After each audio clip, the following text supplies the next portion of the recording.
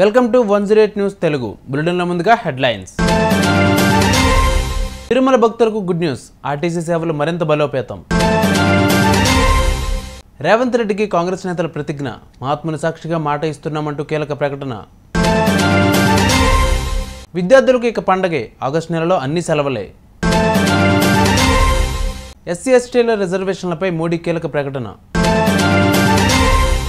తిరుమల వెళ్లే శ్రీవారి భక్తులకు ముఖ్య గమనిక, స్వాతంత్ర దినోత్సవ రద్దీ దృష్ట్యా కడప మీదుగా 2 ప్రత్యేక రైళ్లను నడుపుతున్నట్లు అధికారులు తెలిపారు. ఈ నెల 14, 16వ తేదీల్లో కాచిగూడ తిరుమల మధ్య నడిచే రైలు కాచిగూడ నుంచి రాత్రి 10 గంటల 30 నిమిషాలకు బయలుదేరుతుంది. అక్కడ నుంచి షాద్నగర్, జడ్చర్ల, మహబూబ్ నగర్, గద్వాల్, కర్నూల్, డోన్, గుత్తి మీదుగా గడపకు మరుసటి రోజు ఉదయం 7 గంటల 5 నిమిషాలకు చేరుకుంటుంది.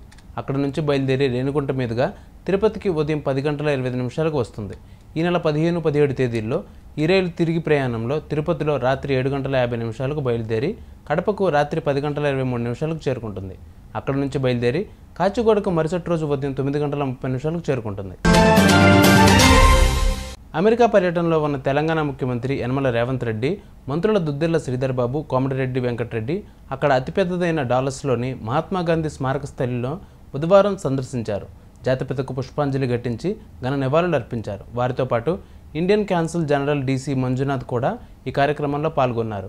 Mahatma Gandhi memorial of north Texas వ్యవస్థాపక అధ్యక్షులు డాక్టర్ ప్రసాద్ తోటకూర తెలంగాణ సీఎం రేవంత్ రెడ్డి బృందానికి గాంధీ స్మారక స్థలి నిర్మాణ వివరాలను తెలియజేశారు. ఆగస్టు నెలంటేనే సెలవులకు కొదవుండదు. ఈ నెలంతా స్టూడెంట్స్కి పండగే పండుగ. అయితే వచ్చే వారంలో ఏకంగా 4 రోజుల సెలవులు వస్తున్నాయి.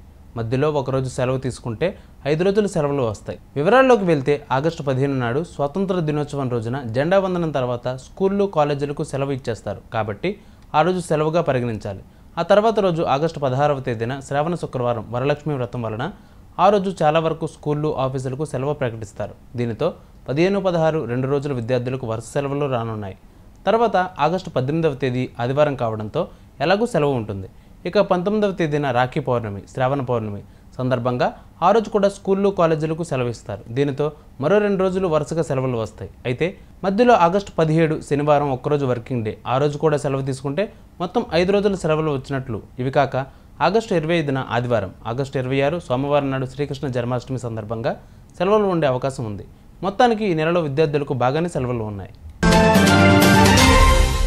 ఎస్సీ/ఎస్టీలకు సంపన్న శ్రేణిని విషయంలో కేంద్ర ప్రభుత్వం కీలక ప్రకటన చేసింది. ఎస్సీ/ఎస్టీలకు క్రిమిలేయర్ వర్తింపు చేయకూడదని శుక్రవారం జరిగిన కేంద్ర కేబినెట్ సమావేశంలో నిర్ణయించినట్టు తెలిపింది.